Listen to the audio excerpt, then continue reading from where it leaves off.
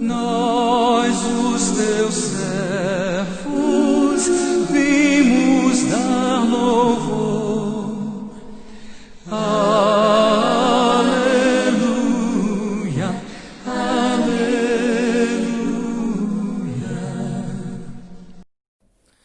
Bom dia, meus irmãos. Agradecemos a Deus por mais esse domingo.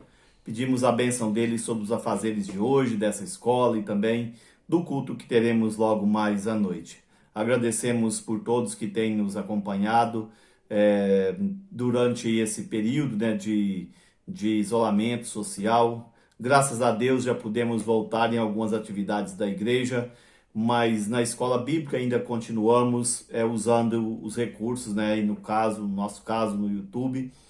E agradecemos por todos que têm tido essa paciência, têm tido essa disposição para nos acompanhar. Nós agradecemos a Deus também porque estamos praticamente já chegando aí no final desse ano de 2020. Até aqui o Senhor tem nos ajudado, tem nos dado condições de, apesar de algumas limitações, podermos manter as atividades da igreja. E é claro também, né, nós temos a plena certeza que cada irmão, cada membro dessa igreja tem prestado o seu culto também em casa, tem lido os estudos, tem aí também aprendido do Senhor nos seus lares. Hoje nós leremos dois textos e chamaremos a atenção dos nossos irmãos nessa escola bíblica dominical para a importância da ação social. Nós temos essa data no nosso calendário da igreja, né, o dia 5 de novembro. Então nós vamos, nesse domingo, né, por ocasião dessa escola bíblica, lendo e voltando a nossa atenção nesse sentido. Leremos o primeiro texto que se encontra em Jó, no capítulo de número 29. Faremos essa leitura a partir do versículo de número 11 até o 21. Jó 29, o capítulo 29, o versículo 11 ao 21, diz assim: Ouvindo-me algum ouvido, esse me chamava feliz. Vendo-me algum olho, dava testemunho de mim. Porque eu livrava os pobres que clamavam, e também o órfão que não tinha quem o socorresse. A bênção do que estava a perecer vinha sobre mim, e eu fazia rejubilar-se o coração da viúva. Eu me cobria de justiça, e esta me servia de veste. Como manto e turbante era a minha equidade. Eu me fazia de olhos para o cego e de pés para o coxo. Dos necessitados era pai, e até as causas dos desconhecidos eu examinava. Eu quebrava os queixos do iníquo e dos seus dentes lhe fazia eu cair a vítima. Eu dizia: no meu ninho expirarei, multiplicarei os meus dias como a areia. A minha raiz se estenderá até as águas, e o orvalho ficará durante a noite sobre os meus ramos.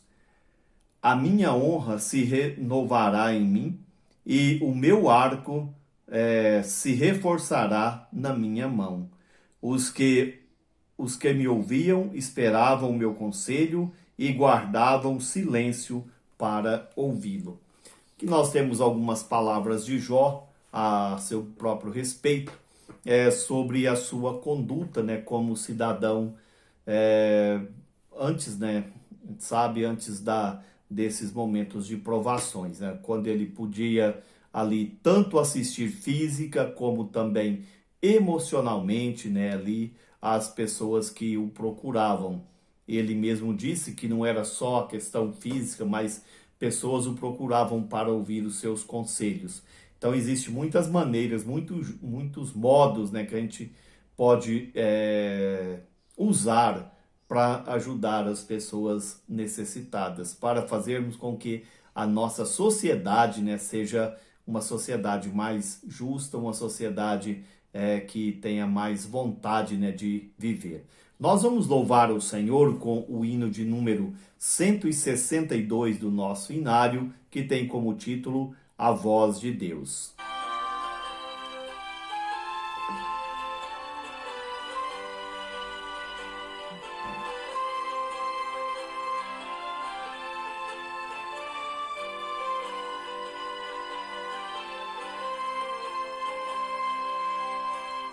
Quando a tempestade ruge com o seu feroz bramir, quando as nuvens se acumulam, raios mil a despedir, do trovão ao som tremendo faz ouvir o com pavor.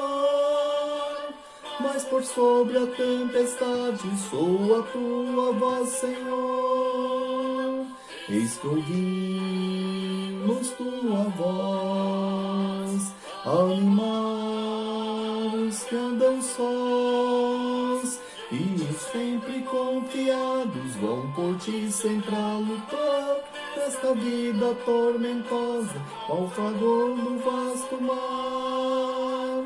Quando o mar vem mansamente sobre a areia se espalhar, quando a brisa sussurrante calmamente perspassar, sua mística harmonia ouve-se o fenômeno. Desse coro docemente vem a tua voz, Senhor. Eis que ouvimos tua voz, animar os que andam sós, e que sempre confiados vão por ti sempre a lutar, nesta vida tormentosa, ao favor do vasto mar.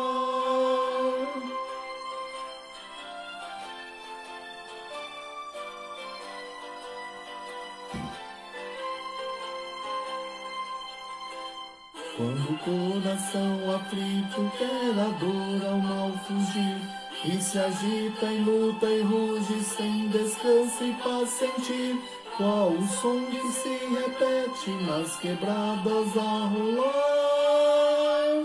Ao aflito e contristado tua voz vem consolar. Eis que ouvimos tua voz, animar que andam sós, e de sempre confiados vão por ti sempre a lutar, nesta luta tormentosa, qual fragor vasto mar.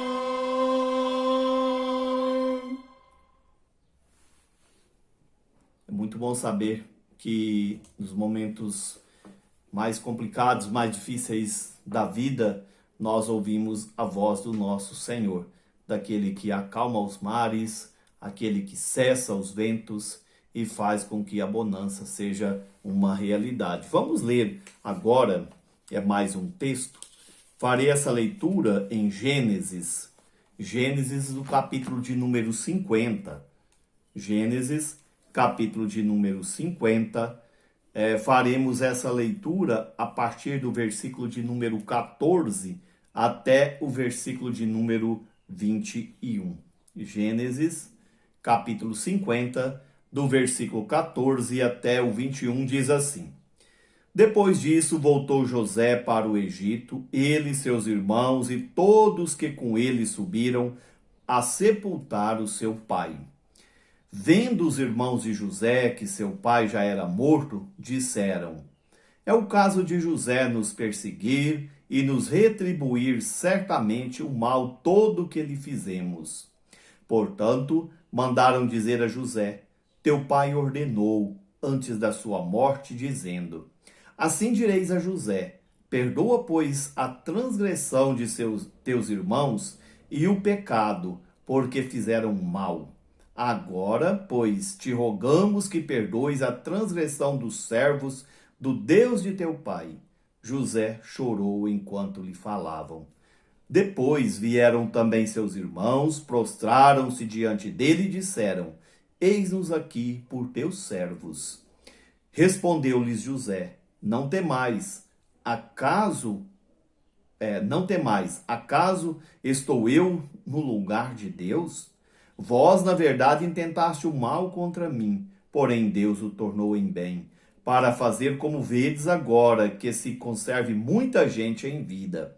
Não temais, pois eu vos sustentarei a vós outros e a vossos filhos. Assim os consolou e lhes falou ao coração. Que o Senhor nos abençoe. Vamos orar nesse instante. Glorioso Deus, nosso amado Pai, Nós agradecemos ao Senhor por mais esse domingo, por mais essa escola bíblica. Te louvamos, ó Deus, porque já estamos para entregar ao Senhor mais um ano. E até aqui o Senhor nos ajudou. Nós não temos dúvida que foi um ano atípico, mas tudo isso está no controle do Senhor.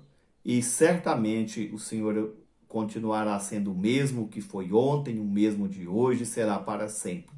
Por isso a nossa confiança deve ser no Senhor e pedimos que o Senhor confirme em nós essa certeza. Pedimos ao Senhor em favor das famílias enlutadas, dentre elas lembramos, ó Deus, da família do seu Oswaldo, que o Senhor venha confortá-la. E oramos, ó Deus, também em favor das pessoas que estão enfermadas, que o Senhor tenha misericórdia. Ajude, ó Pai, para que descansem no Senhor, não só física, mas também espiritualmente. Abençoe os que estão com saúde, para que continuem responsáveis para com a saúde própria e também, ó Deus, do semelhante. E agradecemos ao Senhor, porque o Senhor tem nos ajudado, tem nos dado condições de sobrevivência como igreja, e pedimos que o Senhor nos faça entender da nossa responsabilidade também na questão social, para que assistamos, ó Deus, os necessitados, conforme a tua própria palavra nos ensina, os órfãos e as viúvas nas suas tribulações, e também ao estrangeiro, como Jó fazia. Nós pedimos a ti, ó Deus, que nos prepare para o culto de hoje à noite, que ele seja para a glória do teu nome. Agradecemos por mais esse dia, te louvamos pela bênção da salvação, te agradecemos, ó Deus, por tudo que tu és, pelo teu Santo Espírito, nosso Consolador. No nome de Jesus é que nós oramos. Amém, Senhor. Irmãos, então, voltando aqui à questão do texto lido e também ali um pouco sobre o texto de Jó, eu até já fiz aqui menção, né? Jó, nós sabemos através da própria palavra do Senhor que ele era um homem justo, ali um homem reto, um homem que procurava servir ao Senhor, assim como Noé, né, no meio dos seus contemporâneos. Procurava honrar a Deus ali, né, com a sua família, com os seus bens, com a sua amizade, né, e claro, né, com a sua própria vida em louvor ao Senhor. Então, diante de várias acusações, nós não precisamos ter medo de dizer isso, porque a própria palavra de Deus fala que os amigos de Jó não disseram o que era verdade a respeito dele. Então, por causa de muitas acusações, Jó também, né, ali, vez ou outra, ele se achava no direito de se defender. É complicado a gente, às vezes, né, julgar a atitude de Jó, dizendo, olha, mas ele tinha que ter pensado antes de dizer alguma coisa. Nós talvez não temos a paciência, né, que esse homem teve ali diante dos seus amigos, eram seus amigos. Talvez se fosse uma pessoa qualquer que não tivesse nada com a vida dele, pessoas sem compromisso, talvez ele até ignorasse.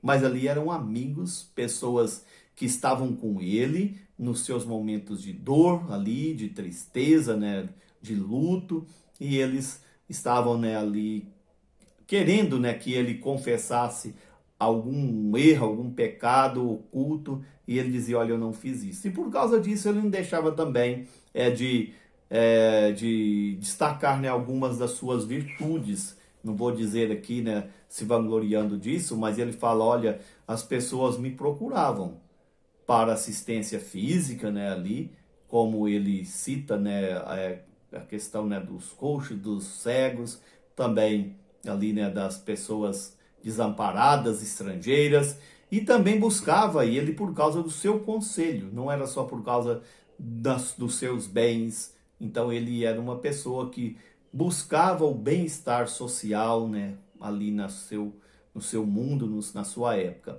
E agora, partindo, né, ali para o texto lido de Gênesis, esse acredito que é muito mais conhecido que o de Jó. Nós temos ali, né, a história de José. Sabemos muito bem como esse homem chegou ao Egito. Ele foi ali, né, vendido pelos próprios irmãos. Ele chegou como escravo e ele então teve algumas oportunidades ali, né, de crescer no Egito, como um cidadão, né, ali como alguém, né, que chegou para trabalhar, isso na casa de Potifar. Depois, na própria prisão, ele se destacou ali, não por ser o bandidão mais forte ali, não, ao contrário, por ser uma pessoa que procurava o bem-estar dos encarcerados, como também dos próprios carcereiros, né, das pessoas que estavam ali para cuidar, para zelar deles. Então foi um homem, né, que teve essas oportunidades ainda em tenra idade, podemos dizer assim, né? Ele era um jovem passando por tudo isso. Até o dia, né, que ele interpretou o sonho ali de Faraó e foi colocado como segundo homem ali no Egito, né, como um governador no Egito. Ele então constituiu famílias, a gente sabe que o texto sagrado nos mostra isso.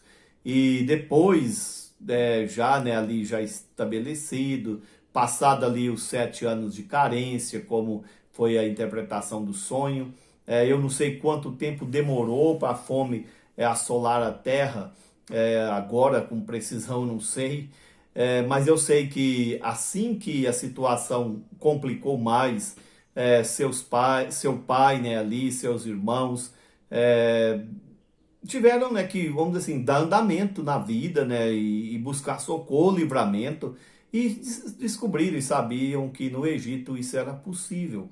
E foi por causa dessa fome, né, que eles desceram para o Egito. A gente, às vezes, tem ou vamos dizer assim, a gente se torna, né, um pouco precipitado para julgar, né, os feitos de Deus, né, os atos de Deus. Eu estou dizendo de Deus porque o próprio José diz que foi Deus quem o levou para o Egito. Claro que a gente sabe, né, que os seus irmãos são responsáveis ali. Mas essa fome na terra, não apenas ali no Egito, fez com que José reencontrasse a sua família, fez com que José se reencontrasse, né, ali com seu pai. E a gente sabe, né, que esse encontro era muito importante, porque Deus tinha prometido a Abraão, né, que depois, né, de um certo tempo ali, algumas centenas de anos, ele daria a terra de Canaã ao seu povo. E isso agora estava ainda distante, né, mas Deus estava ali no Egito, agora preparando, juntando esse povo, né, para que pudesse crescer e ser um povo forte. Segundo a palavra de Deus, quando eles desceram para o Egito, eles não passavam da casa ali de 70, né, 70 e poucas pessoas. Então ainda era um povo muito pequeno. E saiu dali, né, na casa dos milhões. Só homens de guerra, né, e já passava, vamos dizer assim, ali praticamente de 500 mil homens de guerra, 600 mil homens. Então era um povo muito grande quando saiu do Egito. Eles desceram por causa de uma fome e eles saíram dali levando, claro, né, também com alguns problemas, algumas dores, mas levando ali, né, não só a liberdade, mas também fortunas do Egito. Mas voltando aqui ao texto, Jacó morreu, os irmãos tinham consciência do que tinha feito, né, ali com José, embora José já tivesse demonstrado, né, todo esse cuidado, tinha entendido o arrependimento deles, mesmo assim eles tiveram medo agora de serem ali, né, maltratados, né, pelo próprio irmão, receber, né, ali o que eles fizeram. Eles nem pediram para ser pessoas importantes no Egito, mas para viverem como servos de José, viver ali como escravos, podemos dizer assim, né, do próprio irmão. E eles armaram, né, todo ali um teatro, vamos dizer assim, né, um recurso para que José pudesse ali, né, se compadecer deles, até o ponto de José chorar, e eles chegaram e a situação mudou. E então José, né, diante daquela situação, ele nos ensina o que nos ajuda, né, o que nos move a sermos pessoas dispostas a amar o próximo. Eu até vou falar, né, sobre questões motivadoras, né, para o amor ao próximo. Primeiro, o versículo de número 19 do texto lido, a resposta de José foi a seguinte: respondeu-lhes José, versículo de número 19, não temais, acaso estou eu em lugar de Deus? Ele não quis dizer, olha, se fosse Deus, ele iria vingar. Não, ele está dizendo, olha, Quem sou eu para poder ditar, né, o que deve ou não acontecer nesse mundo? E ele está reconhecendo aqui a soberania de Deus. Esse Deus que governa os atos, esse Deus que governa, né, a nossa vida. Nós tratamos com um Deus soberano. E não um Deus que é sujeito, né, à vontade humana, aos projetos humanos, mas um Deus soberano. Eu creio que José, por mais que ele tivesse sonhado ali, aqueles sonhos, né, com o pai, com os irmãos, ele nunca imaginaria um dia ser um governador no Egito. Até porque nem era o seu povo. E era um povo já estabilizado, o Egito já era uma nação, né, ali bem estruturada. E agora ele estava como um governo ali. E ele diz, olha, eu não estou no lugar de Deus, eu sou um governo aqui, mas o governo é de Deus, o governo pertence a Deus. Um dia eu vou, ele mesmo fala isso no texto, né, seguindo, ó, quando eu morrer eu não quero que vocês deixem meus ossos no Egito, porque um dia Deus vai visitá-los. Então ele tinha essa consciência de que o seu governo passaria. Às vezes nós nos estribamos em governos, nesse ou naquele, mas quem é soberano é o Senhor. Quem é soberano é aquele que fez todas as coisas. É aquele que ali, né, levou José para o Egito. Mesmo usando da maldade dos irmãos dele ali, né, foi Deus quem o levou. Então a soberania pertence ao Senhor. Tudo é de Deus. Nós não somos nada, não temos nada, porque tudo é de Deus. Nós estamos governando. Nós estamos administrando. Ah, mas se eu conseguir... Nabucodonosor disse isso e se tornou como um animal. Ele viu a mão de Deus sobre ele e disse, agora eu sei que o Senhor humilha o soberbo. Então nós não temos nenhum problema em entender, né, que Deus é soberano. E José está ensinando isso para os seus irmãos. Eles disseram, olha, nós fizemos mal. Ele não desculpou, não diz, olha, vocês não fizeram mal. Ele não diz, ah, isso era assim mesmo. Ele diz, não, o mal que vocês intentaram, Deus transformou isso em bem. Que é o segundo ponto que eu quero destacar, né, aqui. Eu sei que o nosso tempo é rápido, né? O versículo de número 20 fala, vós, na verdade, intentaste o mal contra mim. Ele não está negando, né, o que eles fizeram. Porém, né, aqui, mais, né, Deus o tornou em bem, para fazer como vedes agora, que se conserve muita gente ou em vida, né? Então está dizendo, olha, vocês fizeram mesmo, mas esse Deus soberano também é um Deus de providência. É um Deus que estava preparando a situação para que muitas pessoas fossem conservadas com vida.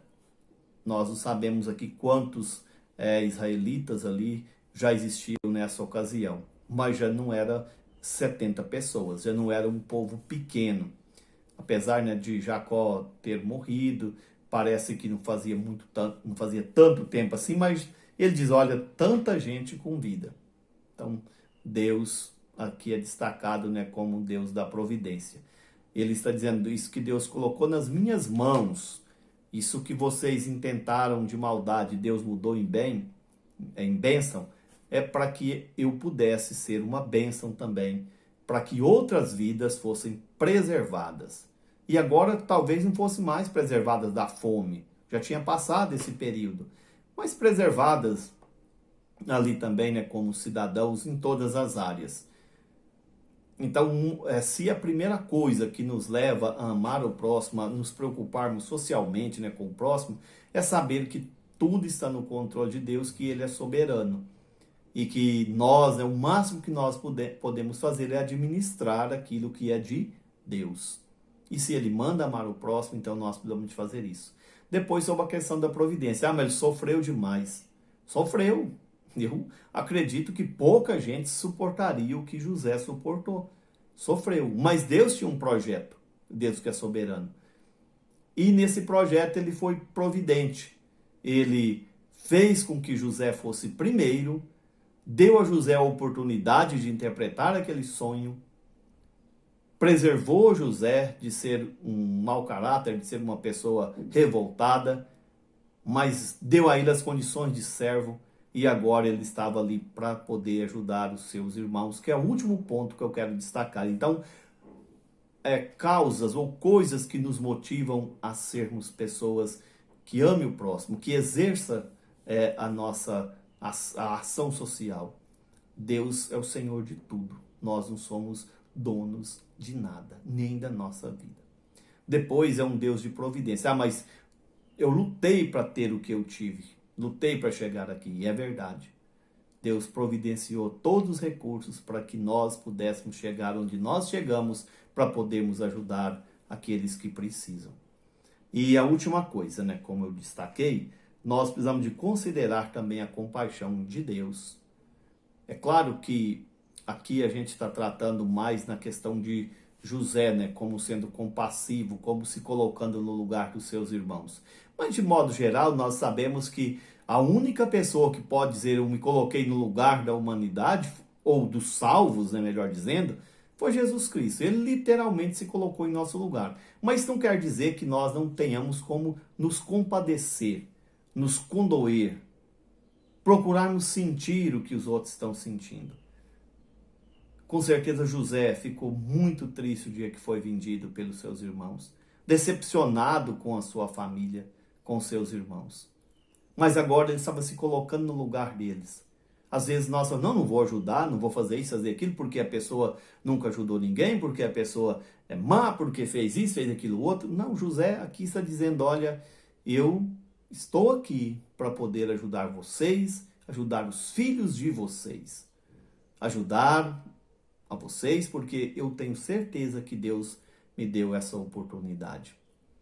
Então, na ação social, a gente tem que sim se preocupar com os domésticos da fé, nós temos sim que nos preocupar com os mais necessitados, mas nós não podemos usar, né, os meios ou os recursos. Essa pessoa já me fez essa raiva, esse já me fez aquilo outro, então esse eu não vou ajudar, ou esse eu vou ajudar. Se José fosse fazer isso, ele não teria ajudado os seus irmãos. Ele não teria ali nessa preocupação com os filhos deles. Eu vou cuidar de vocês e dos filhos de vocês.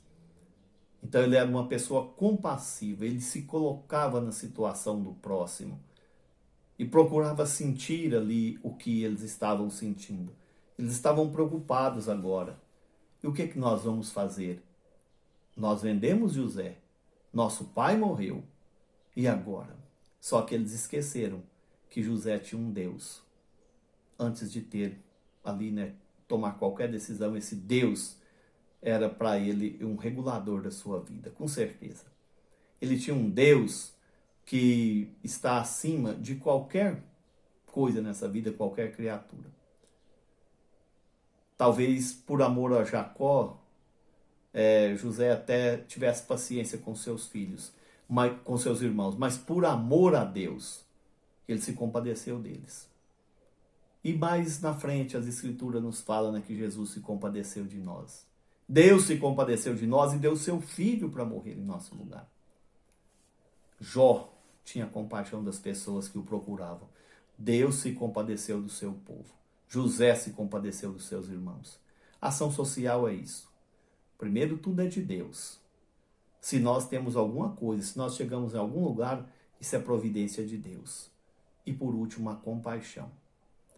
Nós precisamos sim nos compadecer para podermos ser úteis, ajudarmos o próximo. Isso não é dar aí asas, vamos dizer assim, às pessoas preguiçosas, aos ociosos, porque isso não é bíblico. Quem não trabalha não come, é o que a Bíblia nos ensina. Mas aqueles que estão precisando verdadeiramente, nós temos a obrigação. E com a graça de Deus, nós vamos fazer isso. Porque Ele é soberano, Ele nos deu tudo, governa tudo, e Ele nos ensina a sermos compassivos. Que Deus nos ajude, nos abençoe, que a igreja seja uma igreja de ação social também. Aconselhando, doando se for preciso, seja física, seja moral, espiritual, que Deus abençoe a igreja. Abençoe a nossa vida, cada membro, para que nós, assim como José, entendamos que Deus é soberano, é um Deus providente e é um Deus de compaixão. Que Ele nos ajude também a imitá-lo. Amém.